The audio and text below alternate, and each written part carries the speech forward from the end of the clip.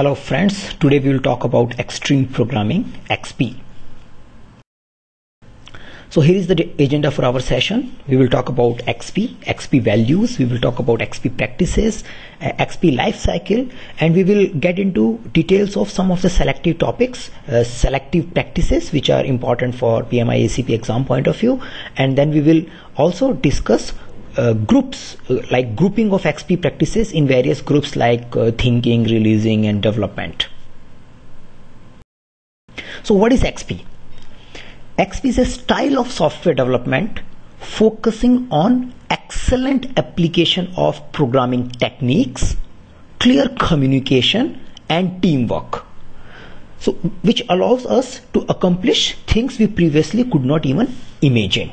So XP, a way of developing software which focuses on programming techniques, communication and teamwork.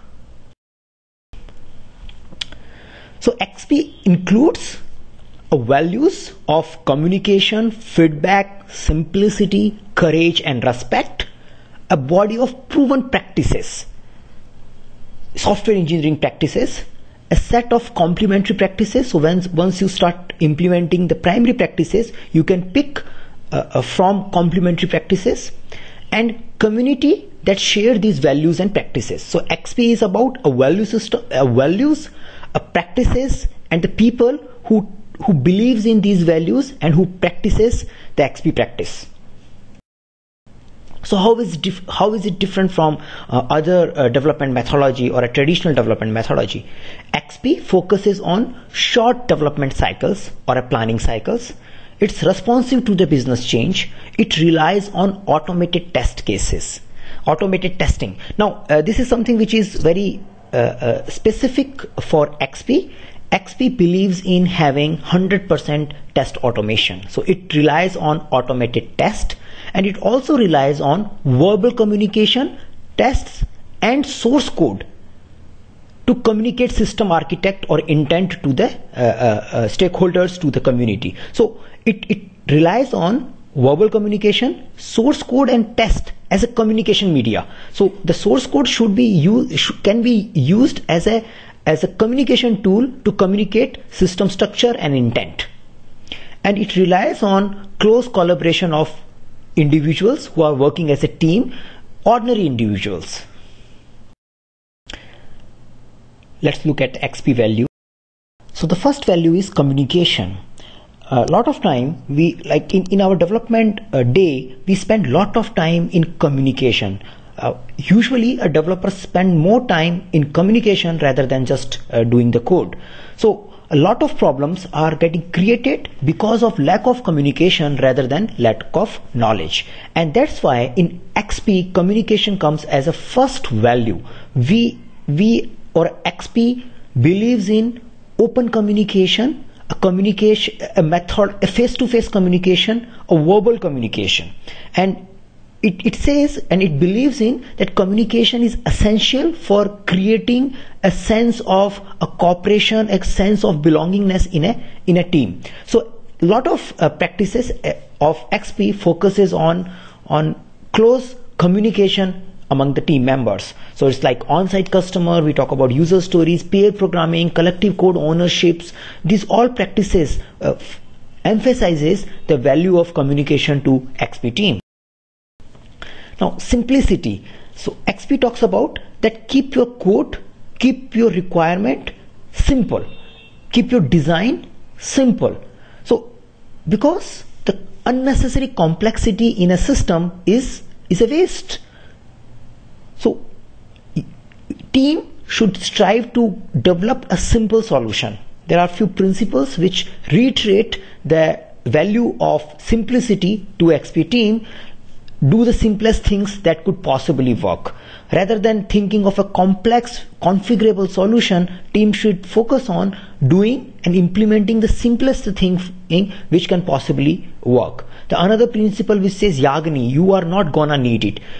This principle talks about that only do the things which you need now. Don't anticipate. Don't too much anticipate and try to design something which is not getting coded or which is not getting tested in a near future. So simplify your development process. Do the only things which you need now.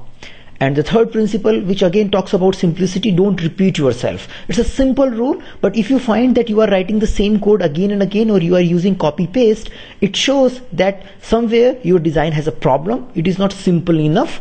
You need to find the solution for it. So do not repeat yourself is a design principle which talks about you should be doing one thing at a one place only. And XP talks about value a simplicity, and in our agile principles we also have a special principle talking about simplicity. Simplicity is the art of maximizing the amount of work not done. So we achieve simplicity by reducing complexity, by reducing unnecessary scope. We simplify our life and produce more and faster value to our end customer. Feedback. Now XP believes in small feedback loops, baby steps. So whatever you do, you take a small step, but the feedback should be coming fast so you can adapt sooner. The sooner you get to know things are working or not working, you can adapt. So various XP practices, unit testing, customer writing the user stories, and the programmer also estimating the user stories at the same time gives a feedback. Say customer get a feedback about the quantum of work needed for the software. Unit test gives you a feedback for your code which you have developed. And we talk about small feedback cycles. So our iterations are the XP teams works in weekly iterations, and we have a quarterly release or a release planning which is of 3 months duration. So we keep the development a cycle small enough so the XP team gets a fast feedback. So XP values feedback. Now the courage. XP talks about that the team member, the XP team should have courage to speak truth, to courage to try and fail, courage to communicate and accept feedback. So the XP value courage talks about that you should have even courage to throw away code if it is not working, or if you have written that particular code just for a spike. You should have a courage to refactor your architecture even if your system is working, but in order to reduce the technical debt or in order to improve the internal quality of your software, you should have a courage to refactor your architecture. You should also, the XP team should also have a courage to share their code with each other. The fifth value which got added in XP2, which was not there in initial XP version, is talking about respect, people. So same like agile principles, same with lean principles, XP also values people. It talks about respect. So XP believes that until unless team members are not respecting each other, until unless team members are not respecting the goal of the project, nothing can save the project. So team, we have to create a team. We need to create a team where everybody respect each other. They respect the contribution of individuals, and they also feel sense of attachment, sense of involvement with the project objective. So if we create that environment, that helps, that improves the overall development process. So XP talks about respect as its fifth value. So we have values: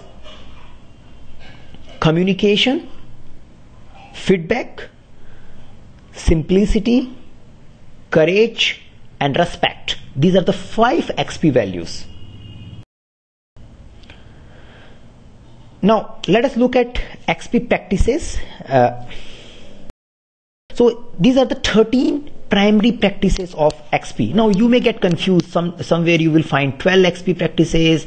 The names vary from presentation to presentation. Now there were 2 versions of XP. The initial version, which came in 1999, was having some different naming conventions, and the version which I am using in this presentation is the one which came in 2004. So XP version 2 talks about these practices, and these are 13 practices which talks about, these are primary practices. So XP has primary and quality practices, and these 13 practices talks about sitting together, whole team, informative workspace, energized work, so sustainable pace, doing pair programming, writing user stories, or using user stories for or capturing or communicating requirement, do a weekly cycle, run small iterations, have a quarterly cycles, have a release planning. So quarterly cycle is kind of a release planning.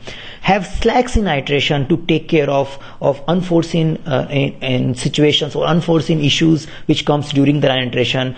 Have a 10-minute build. So your build you should have automated build scripts which can produce a build in 10 minutes or less than 10 minutes. You should have a test first development or test driven development. So the name test first development is used as in the XP version 2, but test driven development also means the same. So you should have a mechanism where you write the test first and then you start developing. You should focus on incremental design rather than doing upfront design. And the XP team should focus on practice of continuous integration. They should integrate 2-3 times in a day, at least once in a day. So it's like the people should be continuously integrating their code with the main branch. So these are primary XP practices. And we do have a corollary XP practices. So once the team implement the primary XP practices, they can look into these practices and choose more from here. So you should have a real customer involvement or say on-site customer. You should target for providing an incremental deployment. XP practice talks about team continuity, so the same team should be continued from project to project. The shrinking team is a practice which talks about that once you have a good productivity, rather than taking more work, you should reduce your team members. So you shrink the team rather than take more work for an iteration.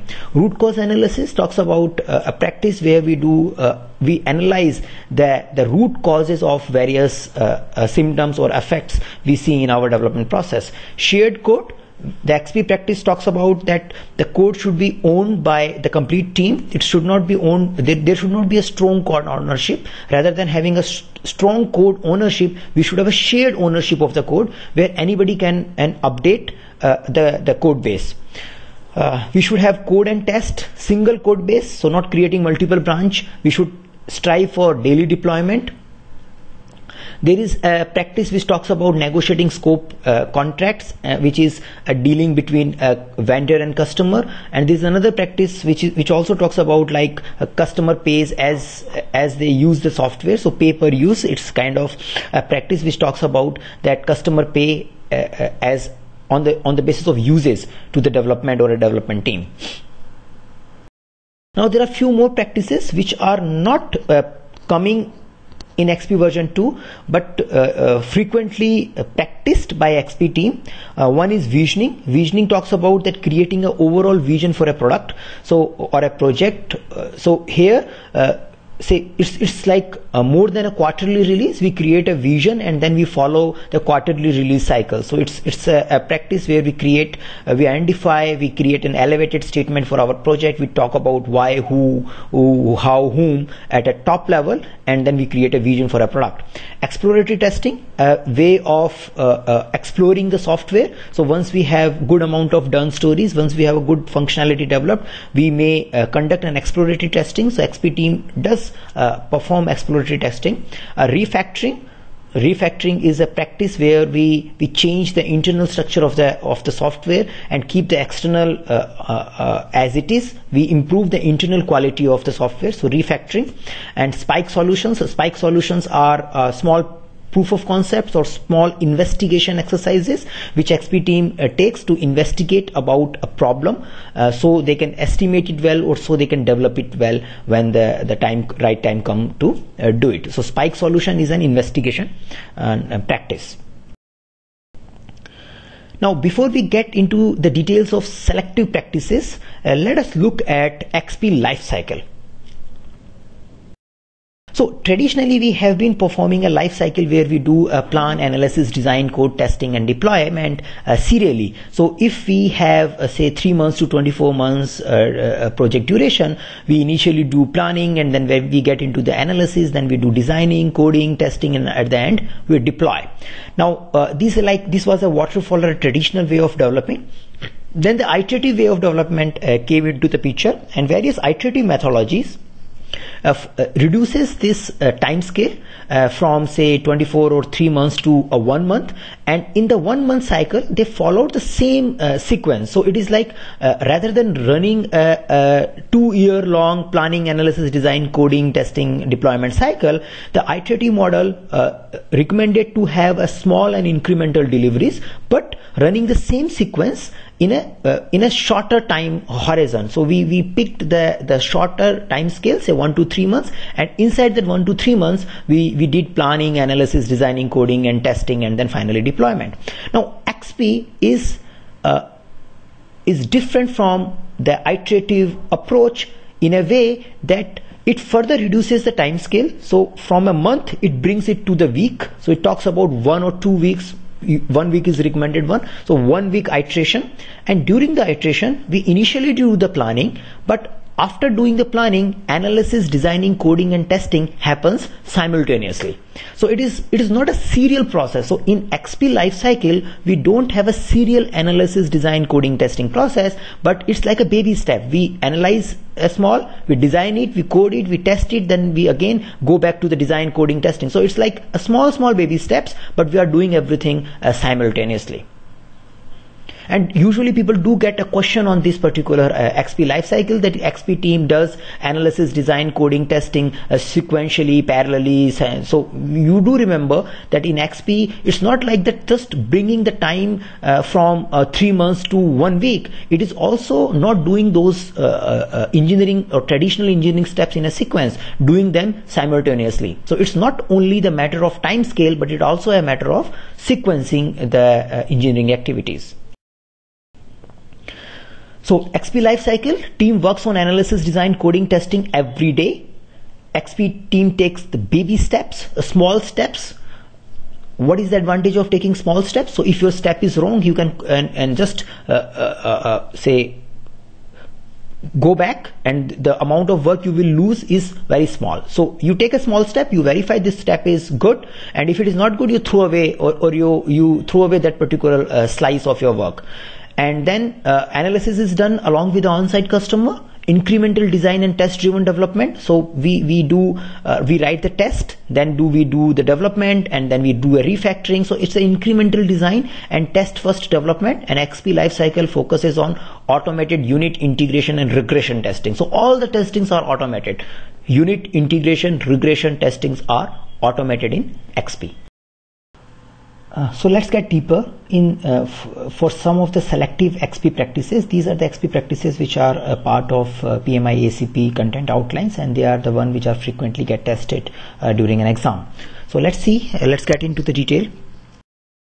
The first one is sit together. So this practice talks about that we should create an environment. We should have a team which is sitting co-located in a war room kind of a space where they have a face-to-face interaction with the team members. So it says that we should have a open space which is big enough for the complete team. We should have a way to provide a private space to the team members. So it's like common and cave. So you have a common area, and in the corners or in the sides you have an area where people can spend some of the hours or few of the hours of the day doing their private work. Private could be doing mails, phone calls, as well as doing some spike solutions. Whenever they have a need of doing something in private, they can go to that particular space. So the XP believes in the communication value, that a physical proximity enhances the communication, and the more face time you get, the more the environment, the product become more human, and you produce better output. So face time is proportionate to your product. It's a factor for creating a productive project environment. So sit together is a practice which talks about having a common space for the complete team. Now incremental design, we spoke about some of the simplicity principles. So implementing incremental design talks about that we should not be doing upfront design and analysis. So we should have a simple adaptive designs which keep incrementing as we add more and more code to it, as we add more and more features to it. So design is not a one-time process, it's an incremental process. So whenever you add a new feature to it, you design again, you refactor the design, you may change the class structure. You may refactor the good part of a design for including this incremental feature. So incremental design is follow thumb rules like do not repeat yourself. The code should be self-documenting rather than using a detailed coding or a remarks in commenting in your code. The code should be written in a way which helps you to communicate. So it should be a self-documenting, and we should always strive for a simple possible things which can work. So we should always focus on something which satisfies the today's requirement and which is simple enough to meet today's requirement, rather than focusing on or rather than anticipating the future need. And remember the Yagni principles, you are not gonna need it. The 10-minute build, it's a practice which talks about that automatically build the whole system that run all the tests in 10 minutes. So you should have automated build scripts which can run the complete build and as well as the test, and gives you an output within 10 minutes. And the output which this script produce should be very unambiguous. It should only talk about success or failure, because the practice beliefs, or the XP team, this particular practice is coming from the belief that doing a build manually becomes boring and error prone by the passage of time. So rather than doing it manually, you should automate it from the very first iteration. And if you have a problem in your slow tests, so you should, like, if you are not able to meet this 10-minute guideline, then the problem could be in your tests. So you should resolve those problems rather than increasing this particular timeline, that it is okay to have it in 20 minutes or etc. So you should strive to create a build script which can give you an output of a build, failure or success within 10 minutes. Now the other practice talks about continuous integration. Now this practice focuses on keeping your code ready to ship at any point of time. So it is like the code is integrated every few hours. You keep your build, test and another release infrastructure always ready. Now and all the integration steps should be as close as to the real release. So it's a lot of time when I interact with people who are practicing Scrum or Agile practices, they always find difficult to finish the iteration on time, because they start integrating very late in their project. And XP believes in continuous integrating within like every few hours. Now how to integrate? You should take update from the repository, resolve conflicts and run the build on your own system. And then you can use a physical token, because in a team at one particular point of time, one person only would be integrating to the main branch. So you can use an integration token, a physical object, and once you get that token, the person who has that token is the one who is working on integration machine. So you acquire the integration token, you build on an integration machine, test. Build includes the automated testing, and once you find everything is working fine, you release the automation, the integration token. If you find any problem while integrating at integration server, if you can solve it within a minute or few, then it's good. Else roll back the integration and release the automation token, or release the integration token. Now sometimes you find that the manual integration process is very time consuming and slow, then you can use continuous integration server. So there are various products available under the name of CI servers. These are the continuous integration servers which these servers starts building the build automatically as someone checks in. Now asynchronous integration or a multi-stage integration could also be an option if your build tests, the previous 10-minute build which we spoke about, are slow. Like if you have to execute a good amount of regression or integration test cases, and those execution of those test cases takes a long time, then you can have asynchronous integration where you you checked in and the integration keeps happening, and after a while whenever you get the report, you look into that problem. So a disadvantage with this integration, asynchronous integration, is there's a time gap between you start integrating and you came to know about the problems which you have in the integration. You can also have a multi-stage integration. In the multi-stage integration, you have a 2-3 sets of your integration test cases, so or a build test. So with an integration, you may execute the top level tests which can be done in less amount of time, and after that you follow a asynchronous approach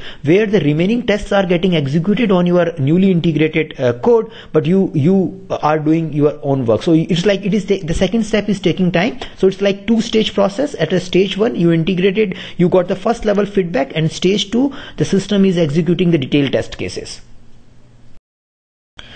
Now the other practice, test driven development or test first development. So there are two primary name or terms which we should remember, TDD, which is test driven development, and acceptance test driven development, so ATDD.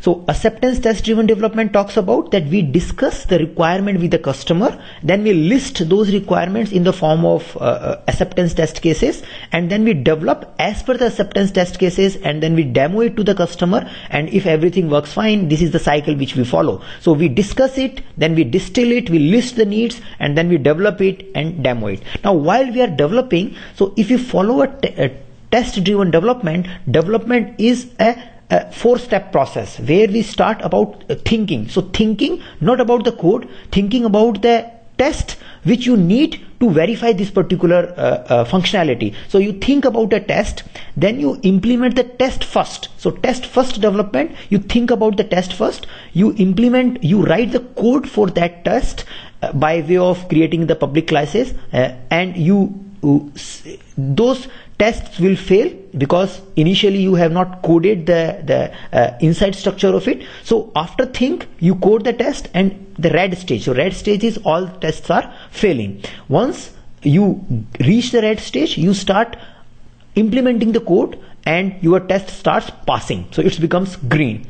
So think red, green, and once you are done with your green steps, where when all the tests are passing, then you need to also refactor, because in the process of think red, green, you are thinking about the requirement only. But once you are done with your coding, the first cycle of your coding, you also need to ensure that it should be adaptable for the future need, and then you need to refactor, adjust the classes, adjust the functions, and finally this is the this is a cycle in which you develop your code.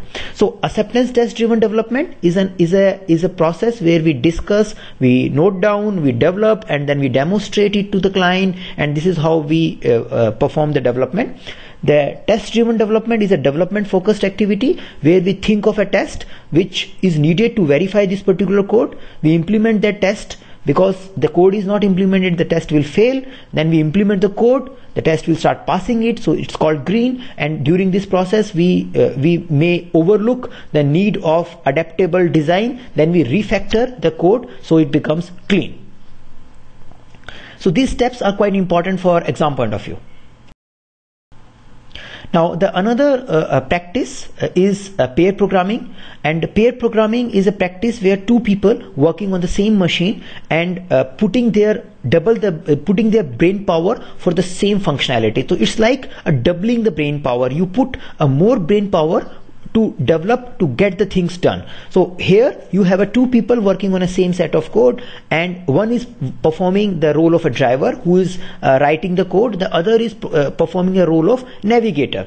So a navigator is the one who is thinking or who is visualizing beyond the current scope, beyond the current writing, and the navigator is free to see or visualize the impact of various coding, various steps that the driver is taking. So it is like putting double the brain power into a coding. Now you can visualize. Sometimes you feel that in a XP we don't do upfront design and development, and we just jump to the coding. But if you jump to the coding and two people are working together, if you practice pair programming, you can definitely do the design and development together, because the other person is visualizing, focusing on refactoring, coding guidelines, and the future like that about the next step of this particular coding. So design and coding can happen in parallel, and as a pair programmer you should switch the roles frequently. Pair programming also helps in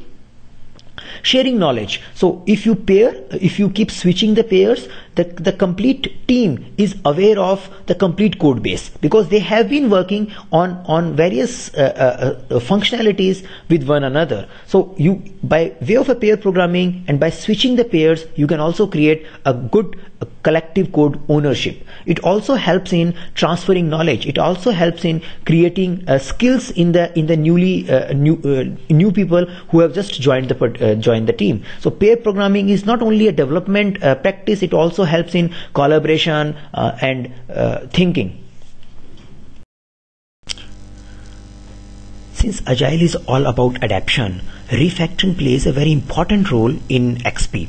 So refactoring is changing the intrinsic quality, the internal quality of the product, internal coding of a product without impacting its external behavior. So we optimize the code, we optimize that the way the code is organized, so the product becomes more adaptable for the future needs.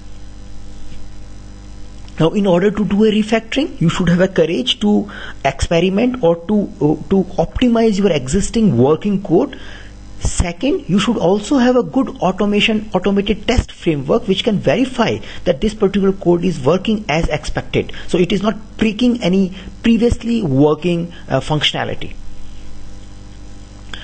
Collective code ownership. It's a practice which talks about that complete code base is owned by the complete team. So it's not like the people are assigned for modules. Usually we find in traditional development, some of the people are hooked or binded or coupled with modules. So if you have to modify anything in, say, a user management, the X person would be doing it always. So XP talks about that rather than having a strong code ownership, we should have a collective code ownership. And how to achieve this collective code ownership? By using a pair programming, and by using coding standards throughout the project, by doing continuous refactoring. So refactoring is not necessary to be done by the person who has coded the code. So you may have coded it, but somebody else might be doing the refactoring, because since the code is collectively owned, everybody follows the coding guideline. It has been written in a pair programming format, so the knowledge of the code base is spread across the team. And the code ideally should look like, the complete code base should look like that it is written by the single person. Now, a definition of done or done. So in XP we talk about a done. So when the story is done, whenever we feel that story is ready to be delivered, to be deployed to the client, that is a stage when we say that story is done. Now, in order to have a consistent understanding of done, we should have a detailed checklist which helps us in identifying, or which helps us in ambiguous language, so everybody understand what is done. So in XP we spoke about definition of done. In Scrum we spoke about definition of done. In XP we says done. So it is like tested and passed by the user, or the client has approved it. It is passed by the in-house steps. Whatever you may be having in test points, you may be having a detailed regression test points which are which passed, which are working fine for these particular stories. They are shippable, deliverable. Now you can have a detailed checklist. The checklist could look like this. It may verify the story has been tested, coded, designed, integrated, built, installed, migrated, reviewed, and you have fixed whatever the review comment has been given, and then finally accepted by the customer. You may also have steps like including, so say, the data migration script. It is talking about that when you place this particular story in a production, what all migration steps you have to take. So it is making the story ready for the deployment. So once you have it, you can just deploy it, because it also takes care of migrating the data. It also takes care of all the integration points. It also takes care of verifying that story is working with the existing functionality integrated. The spike solution, the practice it's a technical investigation practice. We perform small isolated experiment, so we get more information. We do more investigation using spike solutions. You may get the term like risk-based spike. Risk-based spikes are the investigations which we perform in order to mitigate or in order to learn about the risk or possible risk. So if you are doing a spike investigation, if you are doing a technical investigation which was triggered by the risk, it could be termed as a risk-based spike. These are the research stories, and usually we estimate it if we find it difficult to estimate these particular research stories, because since we don't know much about that particular area, then we can create a time box. So we can create a time box. In that particular time box, we do a research, and at the end of that time box, we relook what are the findings which we have found in that particular time, and then we take the next action based on those findings. Now, spike solutions are throwaway code. So we do not expect the code written in a spike solution to be going in directly in productions.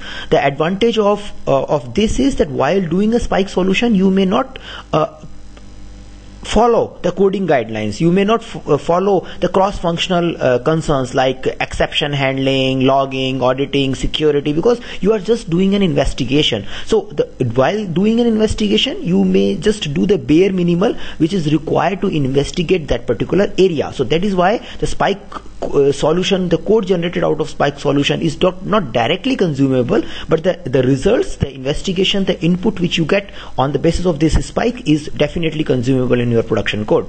Now, since it's not a production code, the spike solution can be done solo. Like, it's not necessary to perform a pair programming or working as a pair during spikes. So in a spike, you can work as solo and then identify the solution, and then final code should be done by doing a pair programming. XP talks about the 100% production code should be pair programmed, but spike, since it is not a production code, you can do it alone.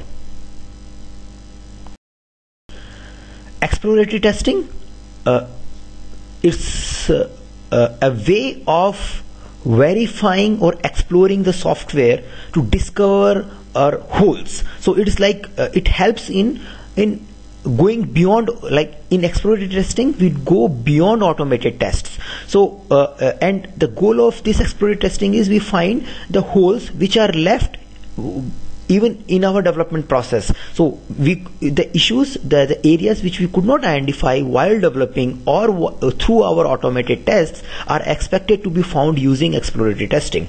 So exploratory testing, the goal of exploratory testing is not the quality control, but to identify the gaps in our development process, the holes in our development process, so we can fix those holes. So the output, the results, the issues which get identified in exploratory testing are not just simple bugs. It's not like that if we fix them, we are done with it. We should do a root cause analysis. We should identify where is the gap in our development or an automated test suite which is producing these defects and which is leaving these defects in the system. Now, how to do it? You can follow the 4 steps. You have a charter. So exploratory testings are time boxed sessions. So you have a time box session, and for that time box session, you identify the charter of that particular session. You identify what do you want to explore. For example, you may want to put more focus. You may want to put focus on security of your product. You may want to give a focus on a dashboard behavior. So charter is a 2-line statement or 3-line statement which you can write over the whiteboard, and this is the charter which gives you a goal, which gives you a direction for your exploratory testing session. So for that particular session, a time box session, you identify what is your charter is, and once you have a charter identified, you start exploring the software. And while doing an exploration, you keep observing. Since it is not an automated test which will just work as per plan, you need to keep observing, keep changing your directions and find out holes in the system. While doing this, you may find few issues. Then those issues should be noted. So note taking is a process where you write down whatever you find whenever you suspect any behavior. So you make a note of it, because since you are exploring many things, you may forget if you don't note them down. And heuristics are the rule of thumb. So while doing an exploratory testing, you may follow some defined set of rules. For example, boundary condition rules, SQL injection rules. So you check that these are my rules, these are my thumb rules which I will verify they are working, so I can say the software is at level. So you may use some set of rules to explore the software.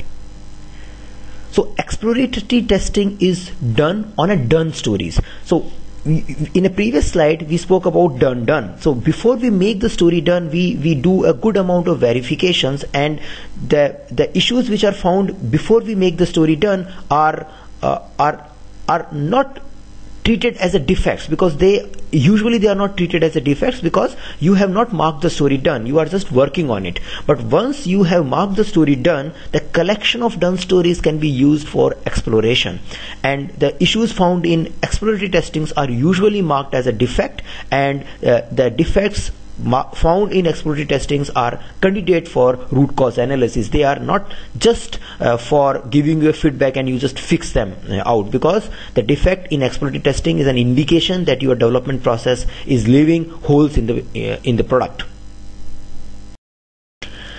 So here we come to the end of our presentation, just the final topic, and this particular final topic I have presented because sometimes you get a question in your PMI ACP exam where the question is just about finding the agile practice, a group of agile practice. So you may find a question like which of the following is releasing practice of agile, which of the following is a development practice of agile. Now since the subsequent presentations are coming from agile, the art of agile development, the one of the PMI 11 reference book, and in this particular book it is primarily meant for XP, but the author has included few more practices which were not part of XP version 2, and he has used some he has done some renaming of XP version 2 practices, and he has also explain some of the XP practices which were implicit in the XP version 2. So it's a good idea to keep a good understanding of these groupings, because you may get one question in your PMI ACP exam just from this group, which are like 5 groups. So let's see them.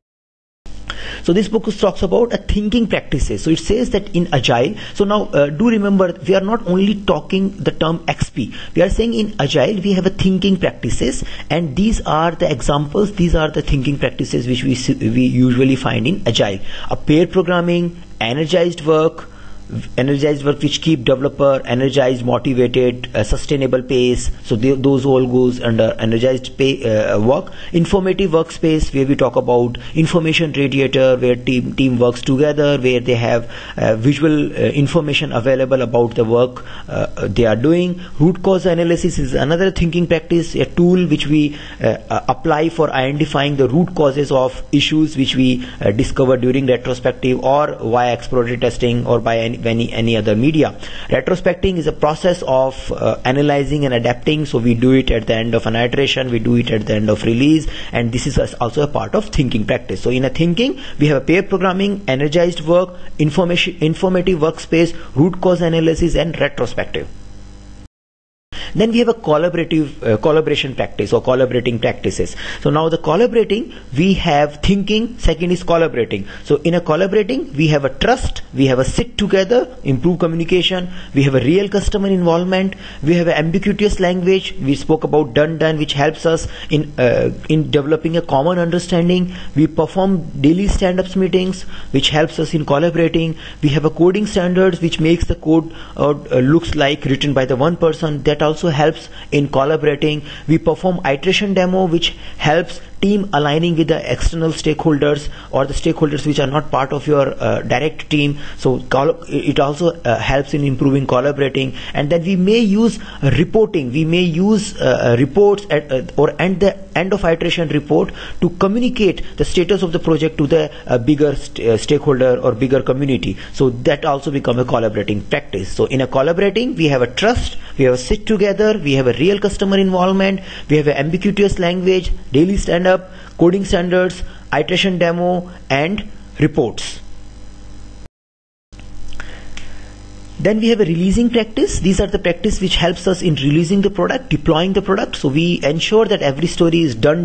We ensure that we have a bare minimal bug. So the goal of agile is having like we should target for no bug, but yes, we should have a focus on achieving at least bare minimal bugs. We should have a good version control system in place so team can check in, check out, and keep their code integrated. We should have a 10-minute build which helps us in generating a 10-minute build in a 10 minutes, which is build, verified, and giving a unambiguous result, success or failed. We should do a continuous integration, after every 3-4 hours the code base should get the latest code from the team members.